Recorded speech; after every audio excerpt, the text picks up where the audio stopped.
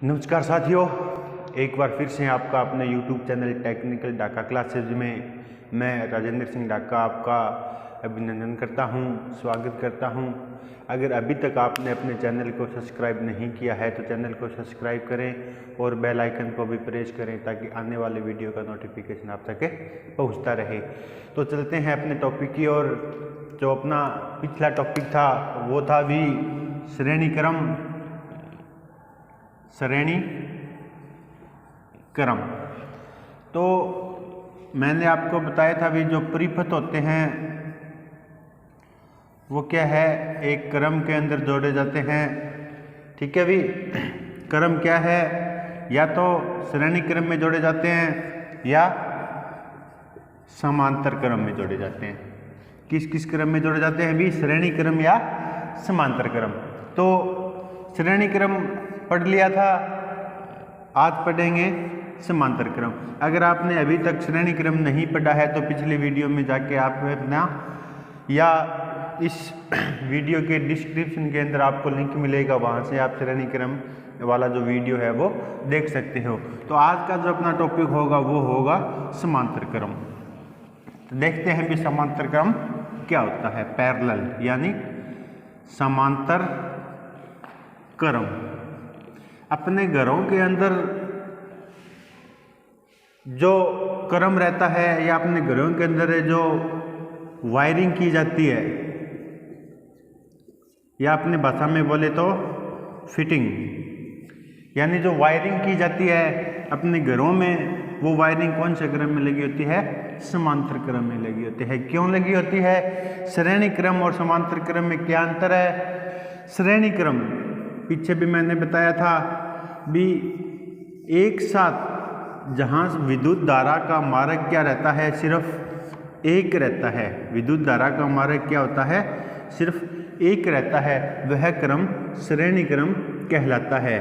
श्रेणी क्रम में एक और होता है भी, अगर आपने 10 प्रतिरोध लगाए हैं, 5 या 10 प्रतिरोध, 5 प्रतिरोध, 12 प्रतिरोध, जितने भी प्रतिरोध लगाए हैं, अगर अपने मान लिया अभी 10 प्रतिरोध लगाए हैं, यहाँ पर अपने क्या है 4 प्रतिरोध लगे हैं।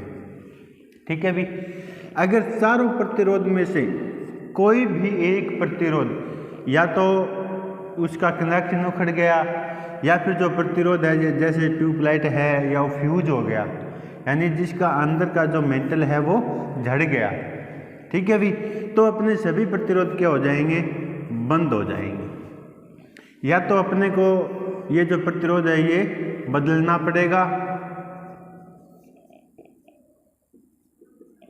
या फिर इस प्रतिरोध की जगह दूसरा प्रतिरोध लगाना पड़ेगा, या यहाँ से क्या है ये प्रतिरोध उठाकर सीधे कनेक्शन करने पड़ेंगे। कोई सा भी, अगर 1 से 10 कितने भी प्रतिरोध लगे हो, अगर जितने प्रतिरोध लगे हैं उनमें से एक भी प्रतिरोध अगर अपना खराब हो गया तो अपना पूरा का पूरा परिपथ क्या हो जाएगा, बंद हो जाएगा। क्यों हो जाएगा? क्योंकि श्रेणी जो परिपथ है उसमें विद्युत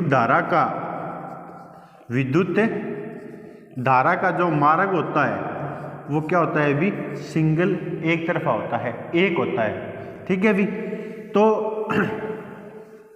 अब चलते हैं समांतर परिपथ में। समांतर परिपथ क्या होता है? समांतर परिपथ, ठीक है भी, वह परिपथ जिस परिपथ में प्रत्येक प्रतिरोध विद्युत धारा से डायरेक्ट रूप से जुड़े होते हैं, या सभी प्रतिरोध विद्युत धारा से अलग अलग मार्ग से जुड़े होते हैं, वह परिपथ क्या कहलाता है, समांतर परिपथ कहलाता है।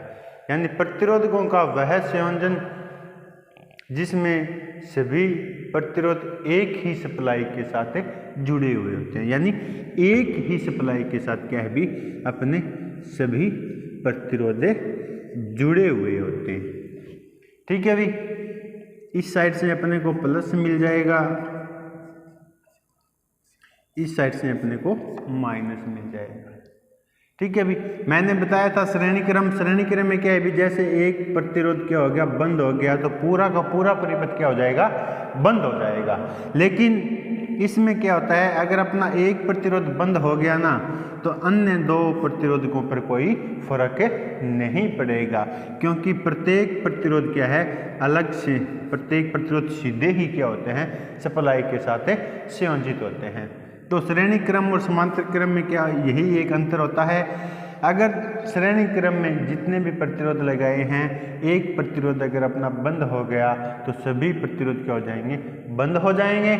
और समांतर क्रम में अगर अपने 10 प्रतिरोध लगाए, 10 में से 1 2 3 4 5 6 7 8 9, यानी अगर 9 प्रतिरोध भी बंद हो जाए ना, तो 10वां प्रतिरोध अपना जलता रहेगा या कार्य करता रहेगा।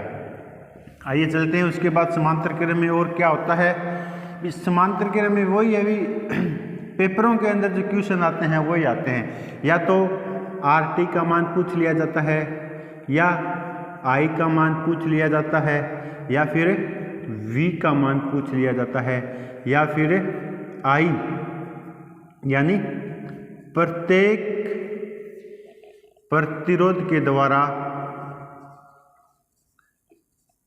ली गई विद्युत धारा, ली गई विद्युत धारा पूछ लिया जाता है। ठीक है अभी श्रेणी क्रम में क्या होता है, वोल्टेज अलग अलग चलती है और धारा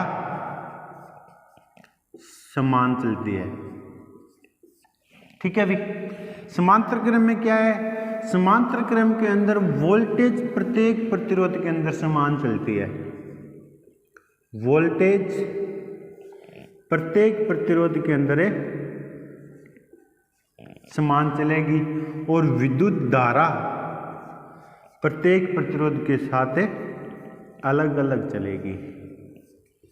ठीक है भी सबसे बड़ा अंतर ये भी है श्रेणी क्रम और समांतर क्रम में, काफी बार पूछा गया है भी समांतर क्रम में वोल्टेज समान चलती है या अलग अलग चलती है, या समांतर क्रम में विद्युत धारा का मान किस प्रकार से रहता है, समान रहता है, असमान रहता है, या इनमें से कोई नहीं, या दोनों। इस प्रकार से क्या है जो अपना पेपर है उस पेपर में क्वेश्चन से पूछ लिए जाते हैं। तो याद रखना समांतर क्रम में जो अपना वोल्टेज है वो समान चलेगी। अगर टोटल वोल्टेज 220 वोल्टेज है तो प्रत्येक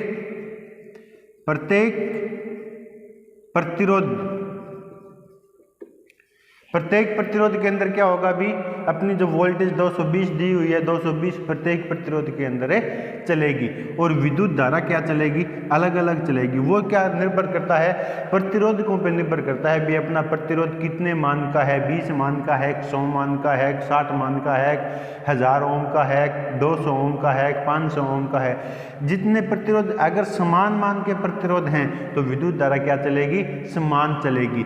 समान मान का प्रतिरोध है तो RT बराबर क्या हो जाएगा, R इंटू N हो जाएगा। ठीक है अभी और किस प्रकार से क्वेश्चंस आते हैं वो मैंने बताया ना भी, या तो V पूछ लिया जाता है, या I पूछ लिया जाता है, या RT पूछ लिया जाता है, यानी टोटल प्रतिरोध,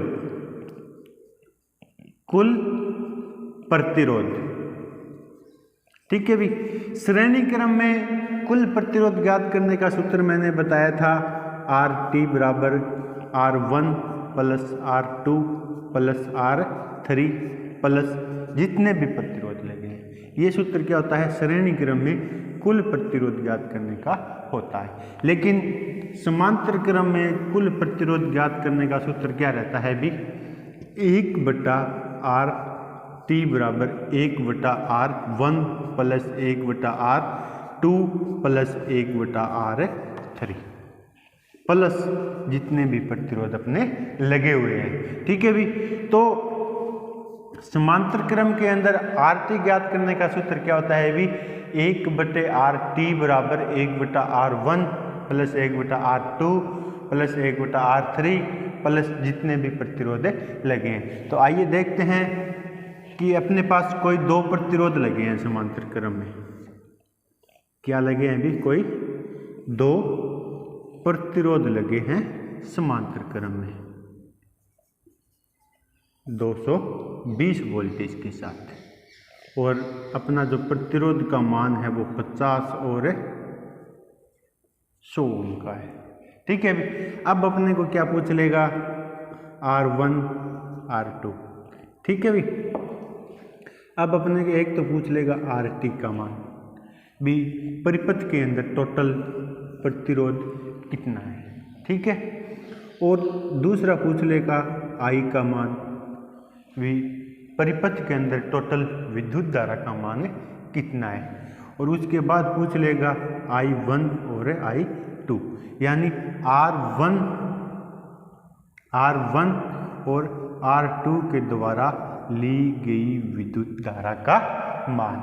ठीक है भाई, तो आइए चलते हैं। सबसे पहले अपन क्या निकालेंगे, RT निकालेंगे।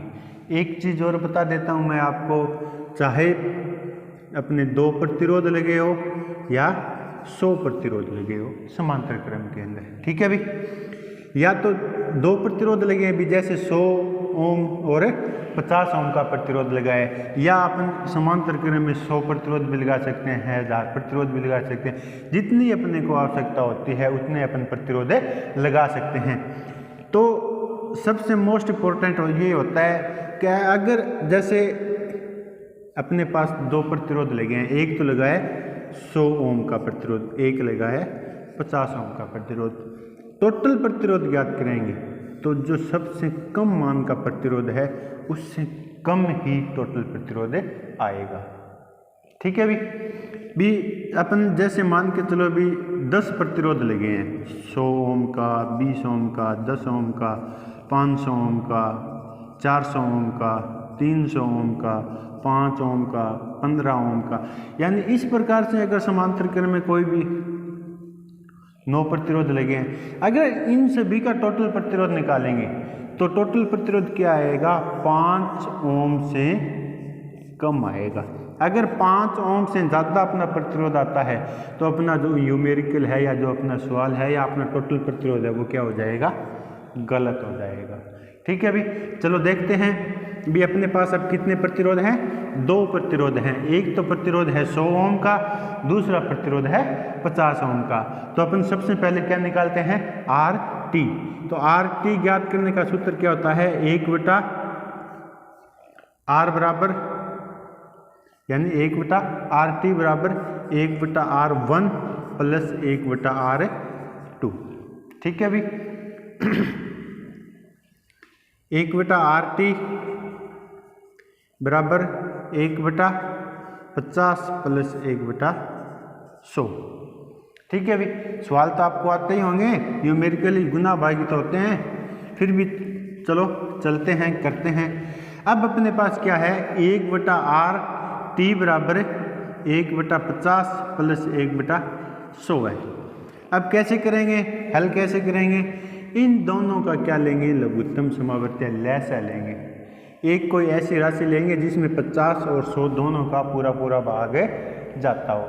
ठीक है भाई, तो मैं ले लेता हूँ 50 और 100 में, 50 में 100 का नहीं जाता, 75, या तो 100 ले लो, 200 भी ले सकते हो, 300 भी ले सकते हो, 400 भी ले सकते हो, 500 भी ले सकते हैं। ठीक है, लेकिन अपन क्या लेंगे, कम से कम मान लेंगे 100। अब ये संख्या इसके साथ भाग होती है, ये संख्या क्या होती है, इसके साथ है भाग, और ये जो भाग आता है वो इस संख्या के साथ क्या होता है, गुणा होता है। ये तो पता ही है आप लोगों को। तो आइए चलते हैं करते हैं आगे। ठीक है, 50 में 100 का भाग गया, कितना आए, 2, 2 एकम, ये यहाँ पे 1 है, 2 एकम 2, प्लस का निशान है, प्लस आ जाएगा, 100 एकम 100, ऊपर क्या है, 1 है, 1 हो जाएगा, बराबर क्या चल रहा है अपना, 1/RT। ठीक है भाई, तो कितना आ गया, 3/100 आ गया। कितना आ गया, 1/RT बराबर, 1/RT बराबर कितना आ गया, 3/100 आ गया। ठीक है भाई, 3/100, 1/RT बराबर 3/100। अब क्या करते हैं, इन दोनों का आपस में बज्जर गुणा कर देते हैं तो अपना RT आ जाता है, क्योंकि यहाँ पे क्या है, 1/100 यानी 1 के भाग में है RT। इसको हल करेंगे तो दोनों संख्या क्या है, बराबर में है, दोनों को आपस में क्या कर देंगे, बज्र गुणा कर देंगे। तो 1 × 100 बराबर RT × 3। ठीक है भाई, दोनों को मैंने क्या कर दिया, बज्र गुणा कर दिया। अब अपने को क्या निकालना है, RT निकालना है। अब अपने को क्या निकालना है, RT निकालना है। तो RT के गुणा में क्या है, 3 है, बराबर में लेके जाएंगे तो क्या हो जाएगा, भाग में हो जाएगा। और 100 को 1 से गुणा करते हैं तो कितना आता है, 100 ही आता है। तो RT बराबर क्या आ गया अपना, 100/3 आ गया। तो RT बराबर 100/3। RT का मान कितना आ जाएगा, 33.33। कितना आ गया अभी, 33.33। मैंने बताया था ना, जो अपना सबसे कम मान होता है उस मान से क्या आता है, हमेशा ही टोटल RT का मान यानी कुल प्रतिरोध का मान समांतर क्रम में मिनिमम प्रतिरोध से क्या आता है, कम आता है। ठीक है भाई, अपने पास क्या था, एक परिपथ था जिस परिपथ में क्या 2 प्रतिरोध लगे हुए थे। टोटल वोल्टेज का मान था 220, एक प्रतिरोध 100 ओम का लगा था, एक प्रतिरोध 50 ओम का लगा था। अपने को पूछा गया था RT का मान, तो RT का मान कितना आ गया, 33.33। अब ज्ञात करते हैं I का मान। तो I का मान ज्ञात करने के लिए अपने को क्या करना पड़ेगा, ओम का सूत्र याद करना पड़ेगा। तो ओम का सूत्र क्या है भी, I बराबर क्या होता है, V/R होता है। बताया था ना मैंने, वीडियो डाली हुई है मेरी, अगर अभी तक आपने नहीं देखा है तो पीछे से क्या है, इसी वीडियो के डिस्क्रिप्शन में आपको दोनों लिंक मिलेंगे, श्रेणी क्रम और समांतर क्रम में। अगर अभी तक आपने ओम का नियम और श्रेणी क्रम नहीं पढ़ा है तो इस डिस्क्रिप्शन में जाके आप क्या है, देख सकते हो। ठीक है अभी, तो ओम का नियम क्या कहता है, I बराबर क्या होता है, V/R होता है। I बराबर क्या होता है, V/R होता है। V का मान कितना है, 220, R का मान कितना है, 33.33। पॉइंट उठाएंगे, ऊपर क्या लग जाएगा, 2 0, 11 दूनी 22, 11 तिया 33, 11 तिया 33। ठीक है भाई, कितना आ गया, अगर इसको अपन करेंगे तो अपना मान कितना आ जाएगा अभी, 6.66 आ जाएगा। अगर अपन इसको हल करेंगे ना तो अपना मान कितना आ जाएगा, 6.66 एम्पेयर आ जाएगा। गुणा भाग है, आसानी से कर सकते हो। ठीक है भी, तो I का मान कितना आ गया, 6.66 एम्पियर। ठीक है भी, मैंने बताया था समांतर क्रम में, समांतर क्रम में क्या है, वोल्टेज क्या चलती है, समान चलती है। V बराबर क्या होता है, I × R होता है। मैं दिखाऊंगा आपको भी समांतर क्रम में क्या सच में वोल्टेज समान चलती है, विद्युत धारा अलग अलग चलती है, और श्रेणी क्रम में क्या वोल्टेज अलग अलग चलती है, विद्युत धारा समान चलती है। तो आइए देखते हैं, अब क्या निकालेंगे, प्रत्येक प्रतिरोध के द्वारा ली गई विद्युत धारा निकालेंगे। वोल्टेज का मान कितना है, 220 ओम के नियम में फिर से I बराबर क्या होता है, V/R होता है। I बराबर क्या होता है, V/R होता है। V का मान कितना है, प्रत्येक प्रतिरोध में समान चलती है 220, R का मान कितना है, 100। कितना आ गया, 2.22 एम्पियर।